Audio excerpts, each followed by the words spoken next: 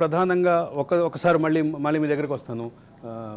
వినాయక్ రెడ్డి గారు, అంటే ప్రధానమైనటువంటి నాయకులు, ఆ జిల్లాలో ప్రధానమైన నాయకులు కోమటిరెడ్డి బ్రదర్స్ కానీ, అదే సందర్భంలో ఉత్తమ్ కుమార్ రెడ్డి కానీ, జానారెడ్డి గారు కానీ, ఇట్లాంటి వాళ్ళందరూ కలిసి పనిచేయటం మూలంగా ఈసారి కాంగ్రెస్ బెటర్ పెర్ఫార్మెన్స్ ఇచ్చిందని నేను భావించడానికి ఆస్కారం ఉందా?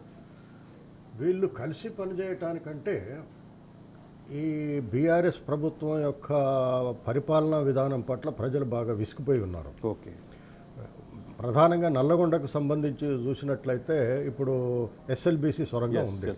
ఎస్ఎల్బీసీ సొరంగం ఎంత ఆ రోజుల్లో అంటే 10 ఏళ్ల క్రితం 2000 కోట్లు ఇస్తే అది కంప్లీట్ అయ్యేది. కంప్లీట్ అయితే నెలకి సంవత్సరానికి 300 కోట్లు మిగిలేది. అంటే 10 సంవత్సరాలలో 3000 కోట్లు వచ్చేది. అంటే దాని ఖర్చు అయిపోయేది. గ్రావిటీ ద్వారా నీళ్ళు వచ్చేది. నల్లగొండ, దేవరకొండ, రామన్నపేట ఈ ప్రాంతాలకు కూడా నీళ్లు వచ్చాయి.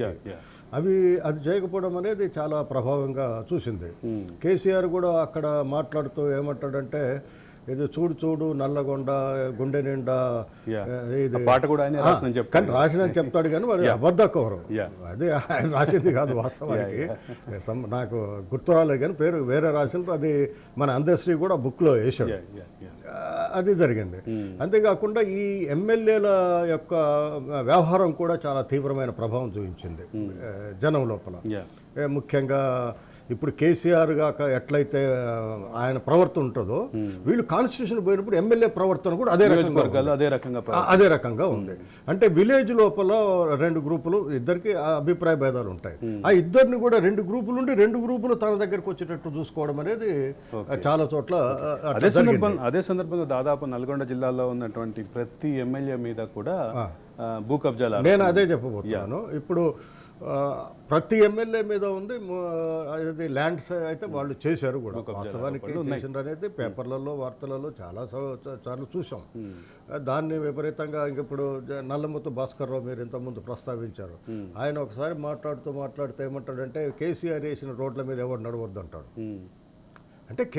అంటే ఇదంతా కేసీఆర్దే సొంతం అనే గౌరవనీయమైనటువంటి ఉపాధ్యాయ వృత్తి నుంచి వచ్చి అట్లాంటి మాటలు మాట్లాడటం. ఆయన ఉపాధ్యాయ వృత్తి పోలీసు నుంచి వచ్చాడు. అంటే ఆయన మొదటి దశలో ఉపాధ్యాయ వృత్తి నుంచి పోలీసు ఉద్యోగంలోకి పోలీసు. అది ఆయన జానారెడ్డి గారు శిష్యుడు. అయితే వీళ్ళకి ఎప్పుడు వీళ్ళు మేలుకోవాల్సి ఉండేనంటే, ఈ మన మునుగోడు బై ఎలక్షన్స్ లోపల సిపిఐ సిపిఎం వాళ్ళు సపోర్ట్ చేయబట్టే గెలవగలిగారు. అప్పుడే వీళ్ళు చూసుకోవాల్సి ఉండే. కానీ అది అంతర్గతంగా ఇంకోటి ఏంటంటే, వీళ్ళు ఏవైతే ఈ పథకాలు ప్రవేశపెట్టారో, పథకాలు కేవలం ఎమ్మెల్యేల చుట్టూ ఉన్న వాళ్ళకి మాత్రమే ఇచ్చారు కానీ అసలు అర్హులకు ఇవ్వాలి. అసలు అర్హులకి అది మీరు దళిత బంధు అనుకోండి, బీసీ బంధు అనుకోండి, ఇతరత్ర ఏ కార్యక్రమం చూసుకున్నా వాళ్ళకి సంబంధించిన వాళ్ళు ఇచ్చారు. కాబట్టి వీళ్ళు ఓట్ల కోసం పోయినప్పుడు, గ్రామాలలో పోయినప్పుడు, అవును వాళ్ళకి ఇచ్చారు కదా వాళ్ళని ఏమనండి అట్లా జరిగింది. నాకు సరిగ్గా ఊరి పేరు సల్కునూరు ముల్కను ఊట్లపల్లి ఏదో ఉంది. ఒక మహిళ అడిగింది భాస్కర్ రావుని, ఇట్లా నాకు ఇల్లు కావాలి అంటే, నువ్వు మా కార్యకర్త కాబట్టి ఈయన పోయి చాలా అవమానకరంగా మాట్లాడి, అది కూడా చాలా పెద్ద ఎత్తున ప్రజల్లోకి పోయింది. ప్రతి కానిస్టేబుల్ దించెళ్ళి ఎస్పీ వరకు కూడా వీళ్ళ చెప్పు చేతల్లో ఉండటం. చలో మనకు పడినోడి మీద కేసు పెట్టమంటే కేసు పెట్టి బాధించడం కూడా చాలా చోట్ల జరిగినాయి. అంతేకాకుండా వీళ్ళు ఇంకా అన్నిటికంటే ముఖ్యమైనది ఏంటంటే, నల్లగొండ జిల్లా వరకు ఇంత అసంతృప్తి రావడానికి ప్రధానమైన కారణం ఏంటంటే, ఎక్కువగా వరి పండించారు. మీరు మార్కెట్ లోపల కానీ ప్రైవేట్లో కానీ వాళ్ళు కనీసం క్వింటల్కి 10 కేజెస్ ఎప్పుడు కూడా లేదు తరుగు తీయటం.